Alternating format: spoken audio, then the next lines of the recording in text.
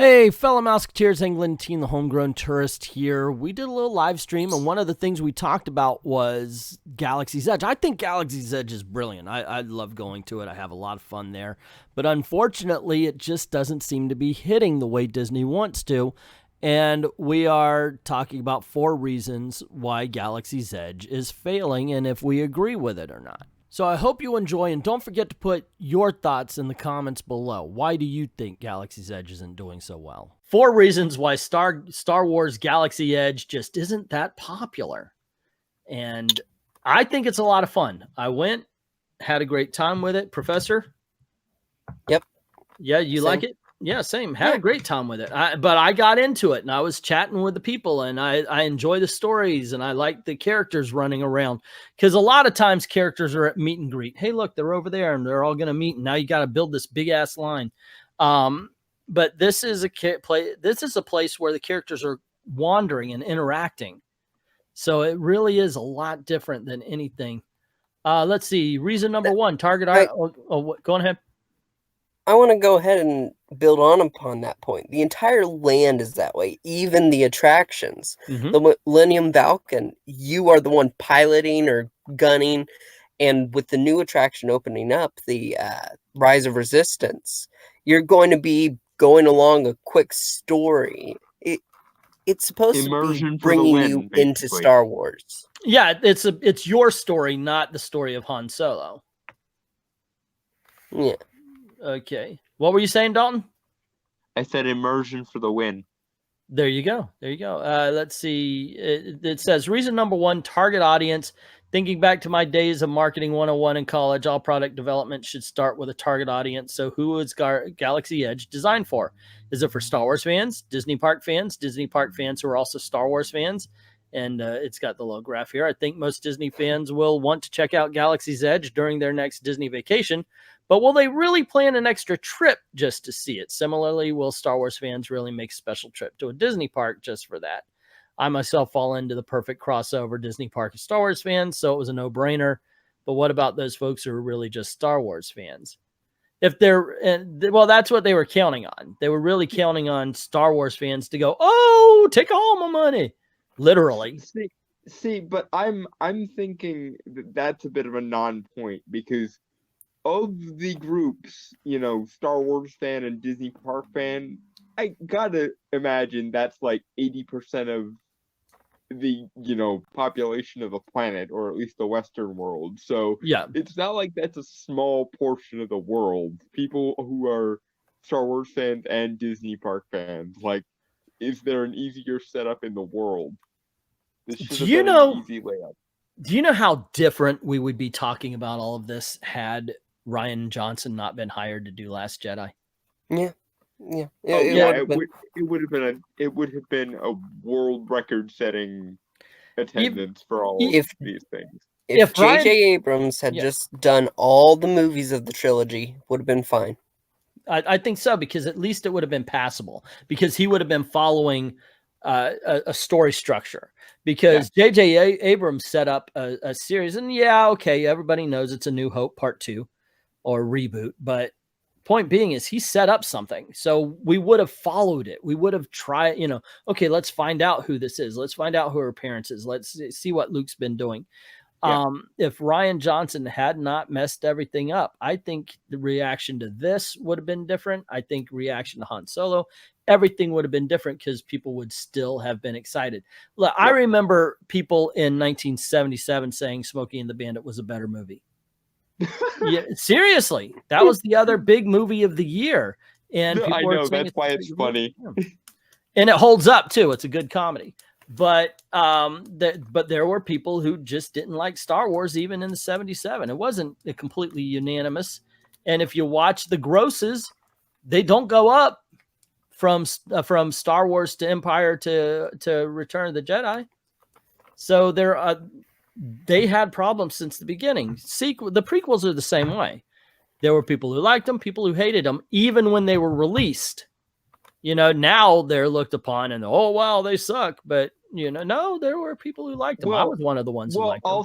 I'll say this for the prequels. The utter cacophony that is the sequel trilogy has really turned a lot of people who were negative on them back over, like, because oh God, we don't know what we had, so it's gone. But that's because of Rian Johnson. Even the first one, Force Awakens, wasn't a bad movie. It was just a remake.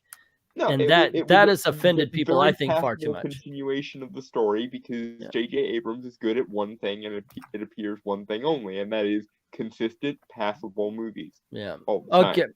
Okay, so it's saying let's look at a total hypothetical segmentation where Star Wars fans are divided into 3 groups.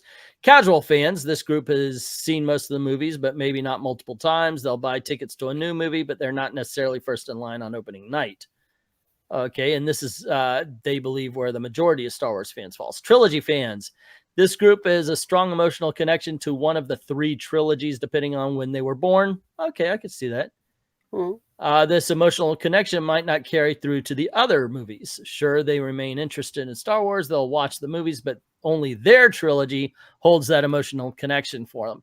My trilogy was the original trilogy, and everybody loves that one, except for, of course, the Smokey and Bandit fans.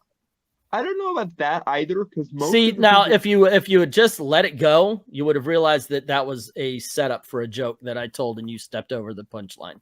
Sorry. I said everybody likes that one except for the Smokey and the Bandit fans, and then I was going to move on because there you go. Okay, now that you messed up my joke, go on ahead. Disagree with my joke. I wasn't disagreeing with your joke. I was going to say, in reference to what he was saying, most of the people in my generation, the generation that grew up on the prequel trilogy, like it in the context of all 6 movies, not just, like, no one isolates the prequel trilogy and then goes, yeah, and the original trilogy sucked or something. That's just, it's stupid. If you, I can't even keep count of how many times I've rewatched all 6 movies in a marathon. So you still ruined my joke, dude. You'll see some.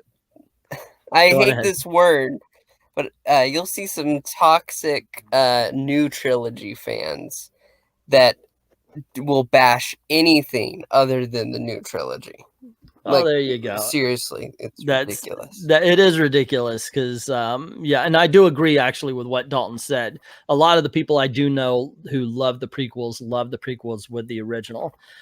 So then we have the super fans. The segment loves everything Star Wars, no matter what it is. They've watched all the movies multiple times. They've even watched Clone Wars and Star Wars Rebels series and are likely to be excited about any Star Wars show, movie, or merchandise. These are the folks that most likely go to Star Wars conventions and are probably checking out Galaxy's Edge as soon as possible and are more likely repeat visitors. I believe this the smaller, probably 2. I agree with them. I am a big fan of the original trilogy, to be honest. I like the prequels, actually. And I did back then as well. There was, I did see flaws in it, but I still like the prequels. And in all honesty, I like the new movies overall. I don't like all of the movies, but overall, I have been liking what I've been seeing. There was stuff in Han Solo that I enjoyed. I loved the crew at the beginning. I loved Woody Harrelson's crew. Are you gonna say something? Yeah, I was saying, yeah, I agree. Yeah. Everybody's always says, well, I loved Rogue One. I'm the same way. I loved Rogue One. Even Last Jedi had some things that were decent in it. Not a lot. But it's got some things that were decent in it. I mean, Admiral Holdo, she was awesome. At least they treated Captain Phasma right. They went on this journey that I thought kind of took you away from the main story. It made you forget because it had nothing to do with it. So it was like its own mission, its own Star Wars story between Finn and Tico, which brought out this love story that they telegraphed from nowhere. So all of that was really, really awesome. But none of that holds a candle to the incredibly over choreographed fight. I mean, imagine not just to choreograph a fight, but to go that extra mile to over choreograph a fight between Snoke's guards, Rey and Kylo Ren. To do that just tells you how much they cared about that movie. Have you ever over choreographed a fight? I don't think so, and that's what makes it great. The fact that you can say this with a straight face is just why? Ugh. Yes, that's one of the reasons why I don't think that that Last Jedi is as bad as everybody says. Look, they knew that they were owned by Disney, and they decided, why don't we combine the two? And they gave us one excellent scene where Carrie Fisher shows us she's using the Force by becoming Mary Poppins. This is absolute synergy amongst the company, and it shows the brilliance of Disney's handling of Star Wars. Absolutely. Now that 100%. No part of my humanity remains, let's move on before I scream again. Star Wars fans, hypothetical. Look at the graphic here, guys. Super fans, trilogy fans, casual. There we go. Okay, reason two. Holy shit, this is gonna take a long time. Premium vacation experience versus mass market. While many Disney fans will agree that a trip to Disney parks is worth the money, it's hard to deny that it's expensive. Many folks, that's the worst part. Come on, man, you've been out there. Tell me, it seems like you've got regular Disney, which is already elevated. Then you've got Star Wars Disney, which is beyond that even. Yeah. It is amazing. No, I don't want to pay $10 because it's in a droid glass. No. Yeah, no, it's not worth it. My souvenir beer flight and 2 specialty mugs from Oga along with Super. Okay, worth every penny. Let's switch over to Star Wars movies. A movie ticket costs around $10. Yeah, I'm sorry. I'm just going to stick with it. It was a very expensive land. $8. I got the blue milk. It was $8 for a cup that big. You know, it is. It's very expensive. And I think it's because they expect Star Wars fans to pay a little extra. And lack of a nostalgia appeal. And we already talked about this. This is where, you know, it's your story. It's not Star Wars. But I think that if they created our story on Endor, or our story on Tatooine, or rather than Batuu, I think it would have made a lot of people happy to be able to see some of the more iconic areas. That's what they did with Harry Potter. Yeah. That's what they do. You get to walk around Diagon Alley. You get to walk around Hogsmeade. You get to see the things that you only saw in the movie. So I think that's that really makes it worth it. So there you go. Well, reason 4, 1 land, 2 parks. Yeah, I agree with this too. It's the same thing. You go to Disneyland, you go here, it's the same thing. So if people have already made the trip to Disneyland, they have no incentive to come here.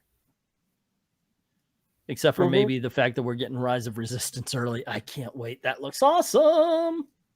But there you go. Awesome. It really does. It really does. So there you go, guys. That's the news for the day.